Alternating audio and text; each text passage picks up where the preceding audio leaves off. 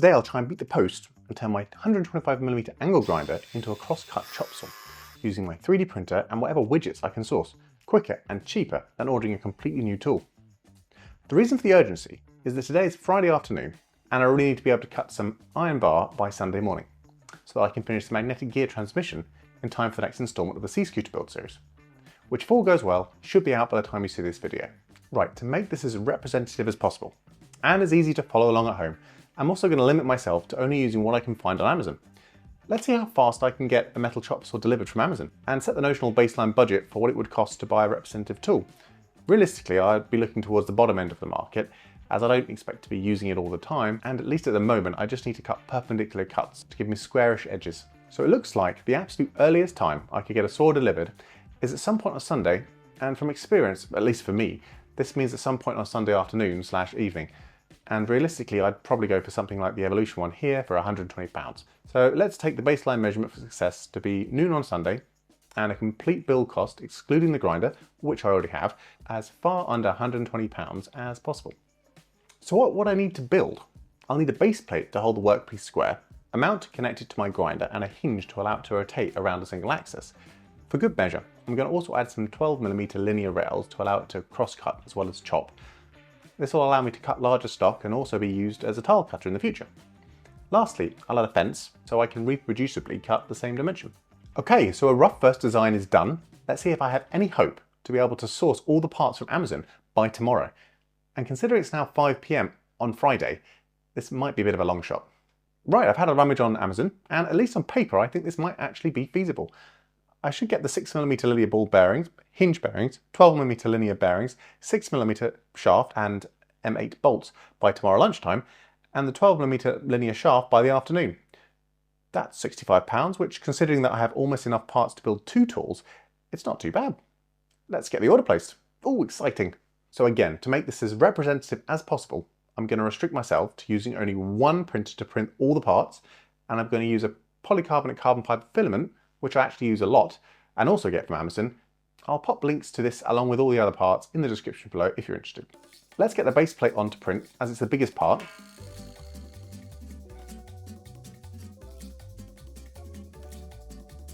Right, Saturday morning and the base plate is done. No sign of any packages yet, unfortunately. Let's get the next part onto print. I think the bearing housing is the best one to do next. Let's check for those packages again. We have packages! I didn't see the courier, but I'm going to assume this is how it was delivered. Great, so we're just waiting on the last 12mm linear rails. Let's get the last couple of prints on and hopefully the last packages will appear. And here it is. Okay, great. So we've printed out all the parts, and now we're ready to assemble them. In the centre we've got the linear motion system from the linear rails connecting to the linear bearings, which have end stoppers to stop them being pulled out of the base plate. We're going to use screws to connect that to a larger base plate to give it a bigger working area. For the hinge mechanism is over here to rotate the grinder, which is made up of inner part of the hinge which connects directly onto the grinder with a M8 screw, 2 large bearings which connect onto the outer part of the hinge which connect onto the linear rails, which are all held together with M5 bolts.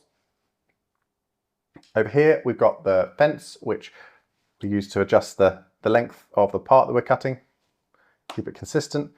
Exactly the same design as for the central linear motion system, except we're using 6mm linear rails compared to the 12mm rails for the center. Okay, great, let's put it together. Great, that's snug. Also snug. Great, that looks even.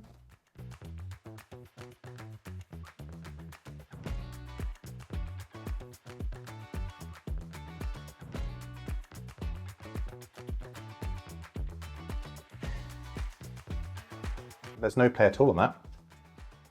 Love it.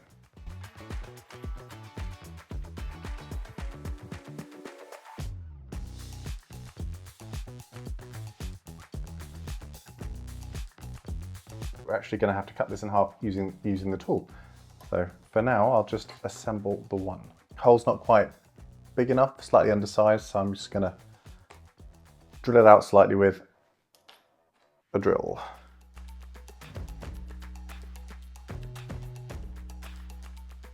Just going to check that it's gone past the grommet.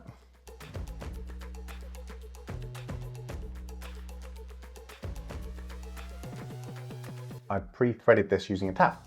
The important point is the shape of this fits exactly with the shape around the hole here.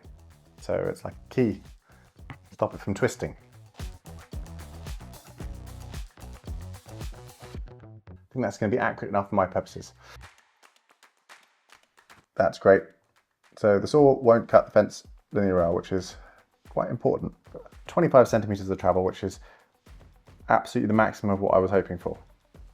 To be honest, I don't think I'll be cutting anything bigger than that 200. Okay, so lastly, we just need to put a threaded insert into the back here so we can attach the locking bolt for the fence.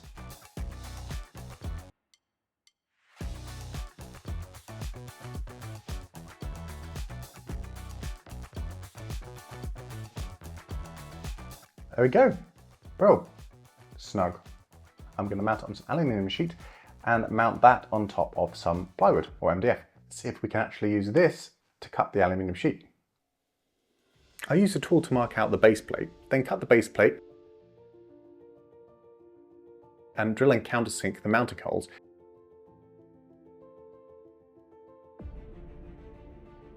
And bolt it down.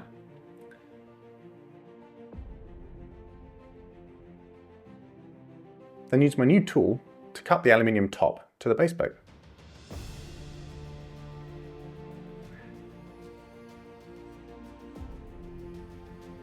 Let's dismantle it again and remove the burrs, ready to stick it down with some 5-minute epoxy.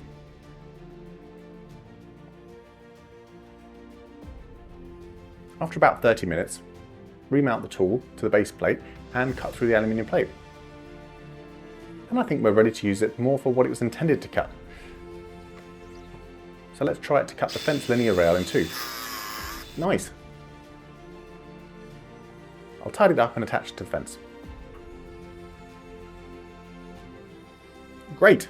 I think we're good to go to use it to cut the parts I actually need for the magnetic drive for the C-scooter build.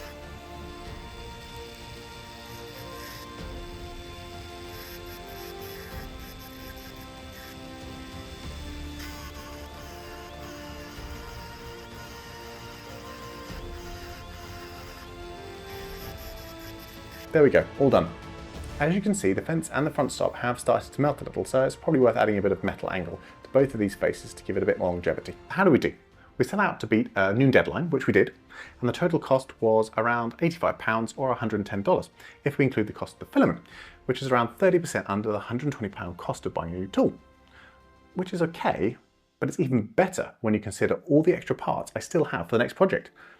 Right, I'm off to finish the next C-scooter building installment, and you might like to watch this video next. Thanks for watching.